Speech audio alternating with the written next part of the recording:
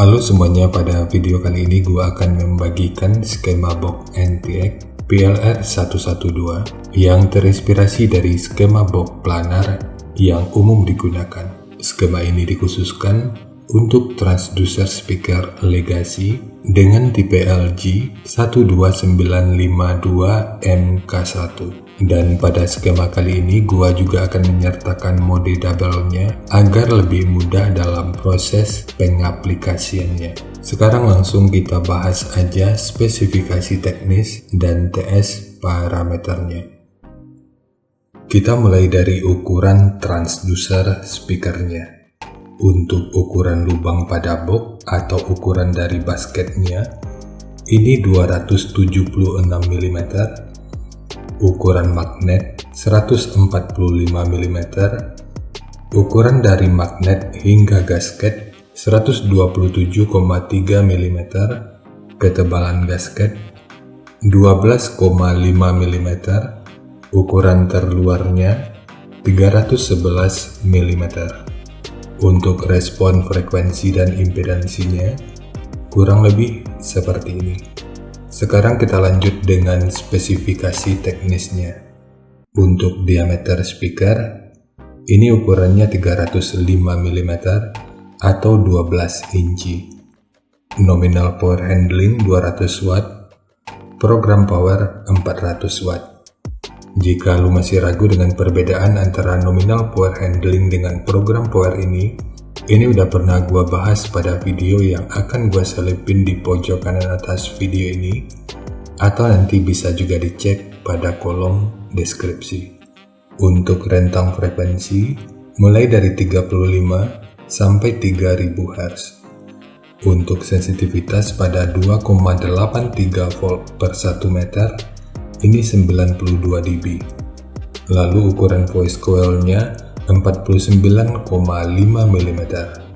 Sekarang kita beralih ke spesifikasi utama, yaitu TS parameternya. Jadi untuk keamanan, karena ini sebagian besarnya akan dikonversi ke pengguna rumahan, maka parameter yang gua gunakan di sini ada pada parameter 4 ohmnya.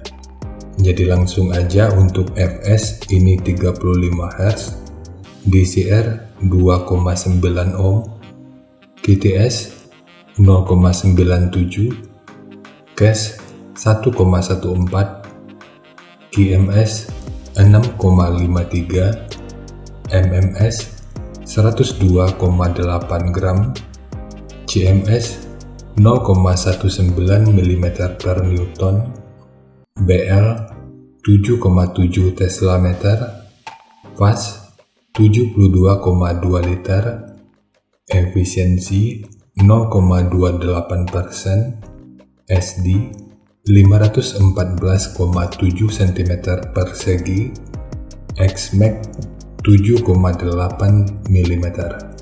Untuk jenis box speaker, jika kita mengambil patokan pada referensi ABP, ini tentu lebih direkomendasikan untuk digunakan pada box tanpa lubang angin. Karena untuk nilai ABP-nya, ini hanya 30,7. Dan ini tentu udah sesuai dengan peruntukannya, karena ini ditargetkan untuk audio mobil, di mana rata-rata ruang yang tersedia itu sangat terbatas. Jadi di sini gua mencoba bagaimana cara agar speaker ini bisa digunakan pada box yang menggunakan lubang angin. Cara mengetahui ABP ini juga udah pernah dibahas pada video yang akan gua selipin di pojok kanan atas video ini, atau nanti bisa juga dicek pada kolom deskripsi. Jika dibanding dengan tipe LG 12382 yang udah pernah dibahas sebelumnya, parameter yang kita bahas kali ini sepertinya lebih menjanjikan. Dan mungkin transducer speaker ini juga bisa sedikit lebih mahal, tapi entahlah, gua juga nggak ngikutin harganya di pasaran. Sekarang kita masuk aja ke rincian semuanya.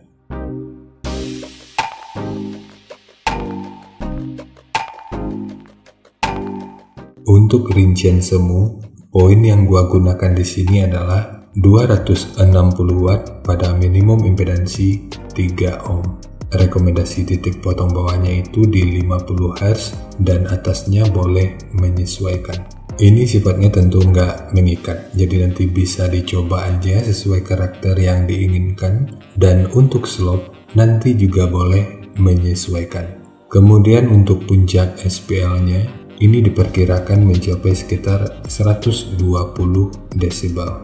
Semua ini merupakan rincian semu, jadi bisa lebih baik atau bisa aja lebih buruk dari yang diperkirakan. Karena untuk efisiensi akhirnya itu juga akan bisa dipengaruhi oleh beberapa faktor, apakah itu kerapian dan kepresisian dari pembuatan box, kualitas bahan, hingga equipment yang digunakan. Sebelum melanjutkan, harap baca deskripsi video karena ada beberapa informasi tambahan terkait bahasan yang ada pada video ini.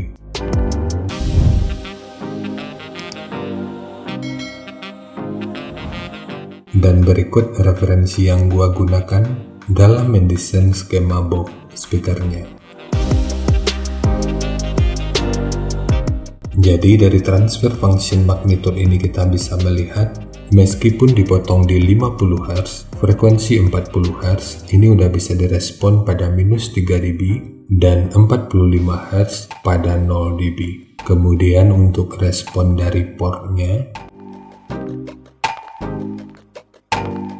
dengan daya 260 Watt, pergerakan udara pada port puncaknya diperkirakan sekitar 14,4 meter per detik. Sementara untuk gain yang dihasilkan oleh port kurang lebih seperti ini. Jadi secara teori, untuk port ini akan membantu dalam merespon frekuensi hingga sekitar 22 Hz pada minus 3 dB.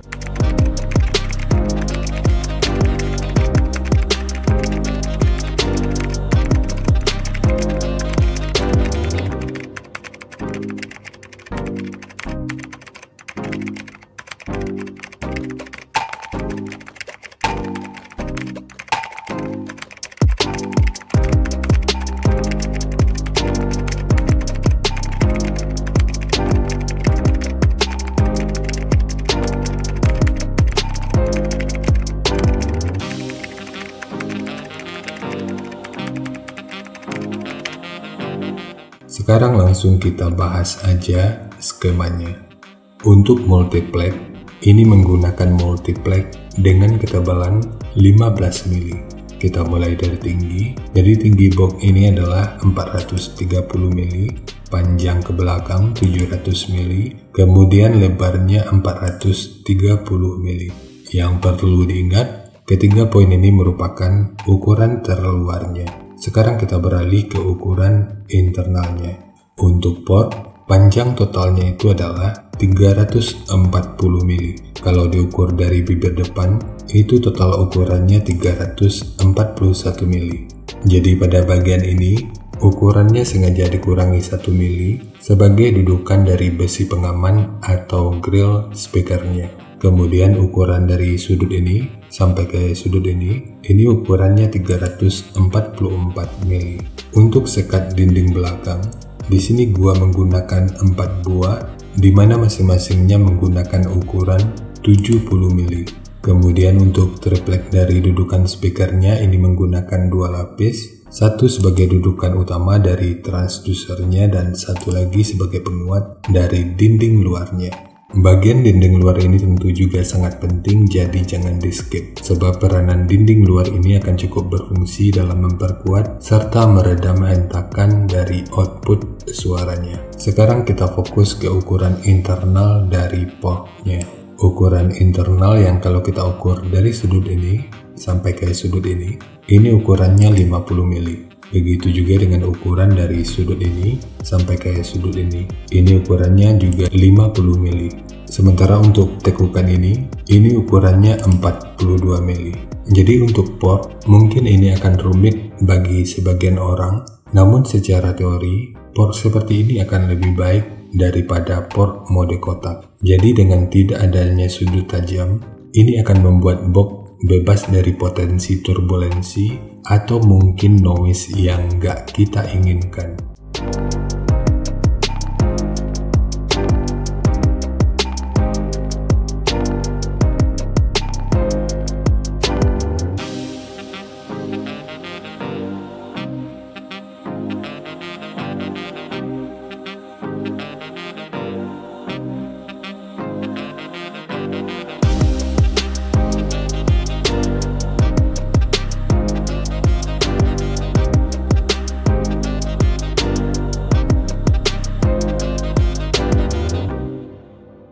Sekarang kita lanjut ke versi double-nya. Jadi untuk versi double, tinggi boxnya adalah 400 mili, panjang ke belakang 760 mili, kemudian lebarnya 800 mili. Jadi ketiga poin ini merupakan ukuran terluarnya.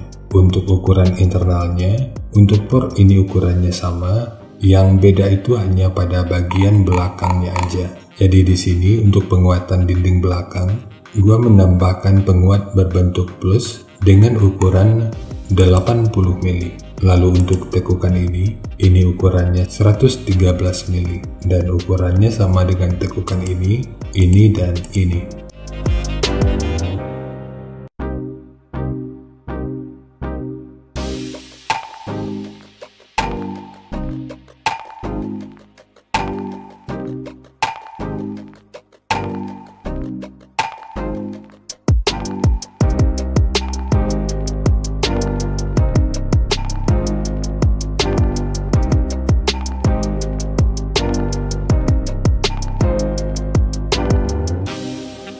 Dan gimana pendapat lu terkait skema mode double ini?